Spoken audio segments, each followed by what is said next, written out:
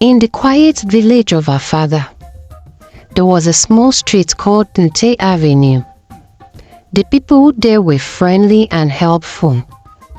Each house had a garden, and behind most houses, there were long ropes where families dried their clothes. Everyone loved the fresh smell of clothes dried in the sun. Ekamma, an old woman with a warm smile, lived in one of the houses. One evening, she washed her wrapper and blouse and hung them on the line to dry. The moon was bright and the air was cool. "This will be dry by morning," she said to herself as she went to bed. The next day, Ekamma went to get her clothes, but they were gone. She stood by the empty clothesline, confused. Maybe the wind blew them away, she thought, looking around the yard, but there was no sign of them. Later that day, Ekamma heard her neighbor Edidion shouting, "My son's shirt is missing. It was right here on the line last night." By evening, almost everyone on Nte Avenue had the same story. Ime's school uniform was gone, Ekai's wrapper had disappeared, and Ekemini's trousers were nowhere to be found. Everyone was worried. Who or what was taking their clothes? The village of her father was close to a big forest called Afan Woods. People said the woods were mysterious. Some said spirits lived there, while others believed animals roamed the forest at night. Ekamma told her friend Ekaite about her missing clothes. Ekaite frowned and whispered, "Ekamma, it's the forest. Something from Afan Wood is coming to our village." Ekamma shook her head. "Ekaite, don't tell me the stories. What will spirits or animals do with clothes?" But Ekaite wasn't joking. "You'll see," she said. That night, Ekamma decided to watch her clothesline. She sat by her window holding a lantern. The night was quiet, and the moonlight made the village look peaceful. She was about to give up when she saw a shadow move near her line. Ekamma's heart raced. She leaned closer to the window, trying to see.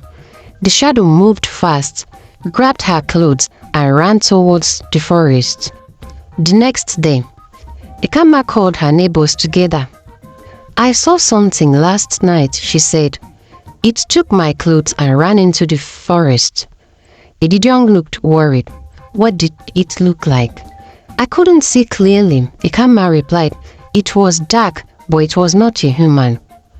Ekemini, a strong young woman, stood up. "We must find out what is happening. Let's go to the forest tonight."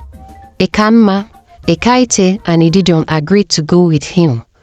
That evening, they carried 2 lanterns and sticks and walked towards Afan Wood. The forest was quiet, except for the sound of crickets and the rustling of leaves. As they went deeper, they saw something strange.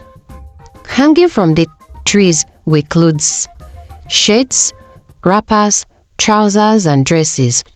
Below them was a pile of more clothes, carefully folded. The group stood still, staring in shock. Suddenly, they heard a low growl behind them. Everyone turned quickly. Out of the shadows came a creature. It was big, with thick fur and glowing yellow eyes. The creature didn't attack them. Instead, it stood by the clothes, watching them. Ekamma held Ekaite's hand tightly. "What is that?" she whispered. The creature moved slowly, closer to them, but didn't look angry. Instead, it began to arrange the clothes, folding some and spreading others on branches. "Is it taking care of the clothes?" Ekemi asked, confused. To everyone's surprise, the creature spoke. Its voice was deep but gentle. "Why do you leave your clothes outside to waste?" it asked. The group was too shocked to speak. Finally, Ekaite found her voice. "We didn't know it was a problem. Why are you taking them?" The creature sighed. I have watched your village for years. You leave your clothes outside for days. When the rain comes, they get ruined. Sometimes they blow into the forest, harming the animals. I only take the clothes you forgot to keep them safe for you." The villagers looked at each other, feeling ashamed. "We didn't mean to harm the forest," Ekamma said softly. "We thought it was okay to leave clothes outside." "It is not," the creature replied. "Everything you do affects the world around you. When you waste your things, you harm the land, the trees, and the animals." The group promised to take better care of their clothes and never to leave them outside overnight. They also thanked the creature for teaching them a lesson. "Go home," the creature said, "and remember, take care of what you have." The group left the forest, their hearts heavy but grateful. From that day, the people of Nte Avenue stopped leaving their clothes outside overnight. They learned to dry them during the day and bring them inside before sunset. Ekamma started telling the story to children in the village, warning them never to waste their belongings. As for the creature in Afan Woods, it became a legend in the village. Some people believed it was a spirit sent to teach them, while others thought it was an animal with a special gift. No one ever lost clothes again, and the village became a cleaner, happier place.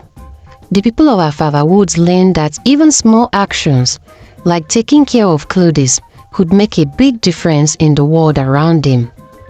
And so, the mystery of the missing clothes ended, leaving behind an important lesson for everyone. If you love stories, kindly subscribe for more interesting stories like this one.